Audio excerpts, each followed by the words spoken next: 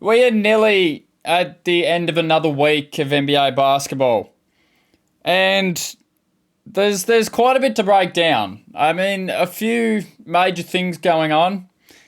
OKC is still as good as we thought. The Detroit Pistons look like they're not going to lose another basketball game ever.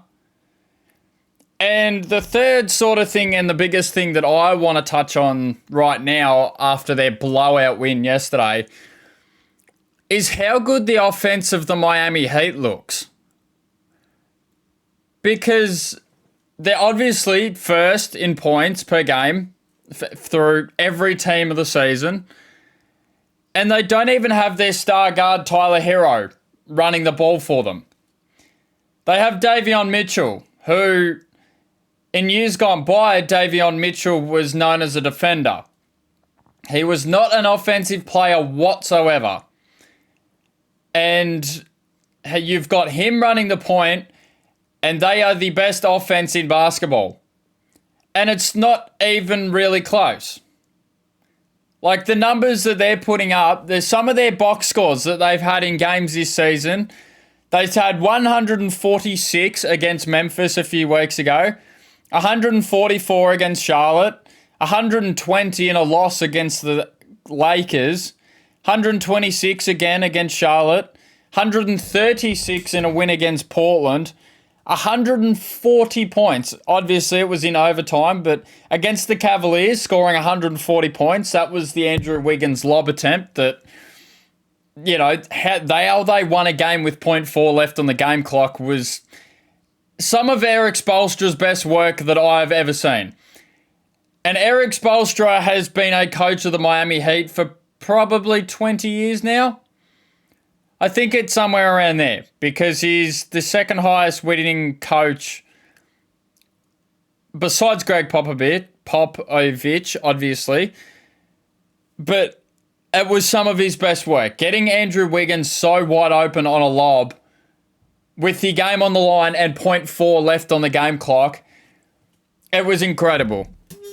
And obviously, the other day, they had 132 points in a loss against New York.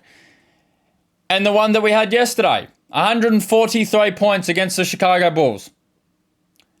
Provided the Chicago Bulls and some of those teams that I've named aren't the most amazing defensive teams in the whole association. Charlotte is not amazing on the defensive side of the ball. Chicago, a lot of Chicago's games this season, they haven't won because of their defense, if that makes sense. Like, they are a very serviceable defensive team with people like Isaac Okoro in the lineup nowadays. But for the most part, if they were to win games, it was because of Josh Giddey having a triple-double and assisting on plays, scoring the ball. Kobe White coming back now is a big reason that the Bulls score the ball at such a high clip.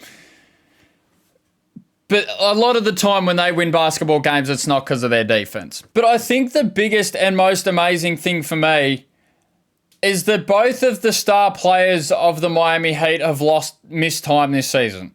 Obviously, Tyler Hero hasn't put a jersey on all season, and Bam Adebayo missed a week just this week gone by. He did not play at all, and they were still averaging 124 points per game. This is because of guys like Jaime Jaquez, who's quickly coming into his role as an offensive threat off the bench. Norman Powell is like the signing of the offseason. I don't know how I can say that with a straight face. Norman Powell has been the signing of the offseason. Just in terms of impact, how much he's changed the roster for better or for worse, and just everything that he's done for this roster in the last few weeks. He has come on and shown that his season with the Clippers last year wasn't just a fluke. Because I am on record somewhere in this channel saying that Norman Powell was the best third option in basketball, behind Kawhi Leonard and behind James Harden of the Clippers last season. A lot of people probably thought that Norman Powell stretch was a fluke. It wasn't going to happen again. They obviously just traded him away because they thought he was going to be worth too much and that he wasn't going to provide for them at the clip that he is again this season. And it's just like, it's a massive shout out to Norman and everything that he's doing for the roster.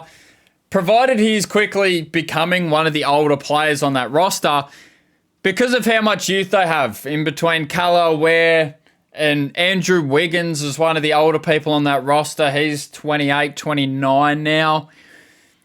And he's just being so impactful. He's basically what they wanted from Terry Rozier when they signed Terry Rozier. Obviously, we now know everything about Terry Rozier. We know everything about Terry Rozier and everything that Terry Rozier is currently going through. But Norman Powell is basically what they signed him for. To be an offensive threat, to be somewhat defensive minded. He is a great defender in his own right. Plus defender, he's not obviously above and beyond by any means of the imagination. But if you need Norman Powell to dig his heels in, he will do just that. And that's basically all you can ask for any offensive threats in the league is a lot of the time with offensive players, they're one-sided. They'll go, they'll score the ball, and then they'll immediately run to the corner and guard the corner sitter and do nothing for the rest of the possession. Norman Powell is happy to switch on screens. Norman Powell is happy to get on the rebounding glass and make those tough rebounds and just do all the little things for the roster. And in the week that just went by where Bam Adebayo is not even in the roster, that's what you need from these sorts of players.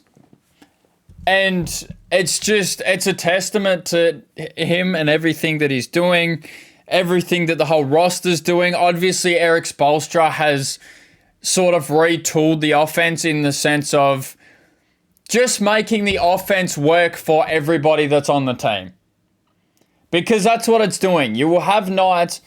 This is a team that's averaging 125 that don't have like a top 10 offensive threat in the entire association.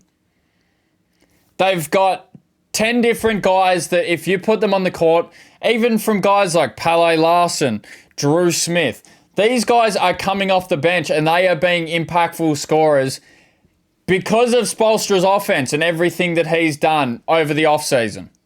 Obviously, if you probably look at their strength of schedule and stuff as well, I think they're probably middle of the pack because they've won some good games. Like I said, the game against Cleveland, it's always tough to beat Cleveland. They've won a game against the New York Knicks. They've won 2 games against the Knicks, which is wildly impressive in this day and age because a lot of people, myself included, have the New York Knicks going all the way in the Eastern Conference. So even being able to split the season series with them, it's really impressive. It was one of their best wins of the season the other night when you had Deuce McBride making big three after big three down the stretch, but you were still able to hold him off because of how good your offense was. It was as simple as that. It was how good their offense was literally just counteracted how good the New York Knicks were on the offensive side of the floor. But yeah, this is, I don't know, just sort of a quick video. I kind of just wanted to recap and give some flowers to the Miami Heat because a lot of Eastern Conference teams so far this season are surprising me. The Detroit Pistons, obviously when I made that video a few weeks ago, I said that they were off to a slow start and quite literally haven't lost a game since. I don't know if I had anything to do with it or anything to do with the jinxing of any nature, but I made that video 3 weeks ago and they still haven't lost a game. Insane. Absolutely insane. And a lot of these teams weren't projected to be good. The Chicago Bulls weren't projected to be good. I made the video about them a couple of weeks ago. It's good to see these teams and to see new teams at the top. The other team that I can sort of shout out is the Toronto Raptors. The Toronto Raptors being the 2nd seed a month into the season is not something that I would have picked up on. I will have to go back to my ladder prediction video that I made before the start of the season. But I have a feeling that it probably still, like, it looks really bad. But anyway, that's all I've got for you guys today. I hope you enjoyed it. It's sort of just a little Sunday recap. Just a quieter sort of video, not really too much to it. I was going to do a reaction video next, but I couldn't really find a video that was really too worth going into. So I will continue to look for videos in the coming days, and if I do find one, you'll see a reaction video on the channel. It's just a matter of picking and choosing the ones that I want to do / the ones that I think will be entertaining as a whole. So I will find them. They will come, and I will produce them to you when they come. Other than that, thank you guys so much for watching. Support at the moment is as big as it's ever been, and I appreciate it so much. We just hit our first milestone of 50 subscribers, which for a lot of people probably you don't think is a lot, but for me, who was just a guy sitting in front of a camera talking about basketball, I'm glad to see that there's people actually enjoying the stuff that I do, because this is literally just passion for me. Like, I've got obviously my stuff to do on the back end of living my life, but this is just my passion time. This is my happy time where I just get to sit here and talk about basketball. And people enjoying that content actually means so much to me, and keeping the conversation going, talking to you guys, and just creating the positive basketball space that I want to do. I thank you so much for even just the little amounts of support that you give me. So thank you guys so much. 50 subscribers, plenty more to come. It's only just the start. Thank you guys so much. I hope you enjoyed the rest of your Sunday or Saturday, or I'll be honest, there's too many time zones. Watching an American sport where currently America is in Saturday and I'm in Sunday, it makes no sense. So it's all confusing, but yeah, enjoy the rest of your Saturday or Sunday or whatever it is that comes first. Thank you guys so much for watching. Keep enjoying the basketball, and I will see you guys in a few days. Thank you guys.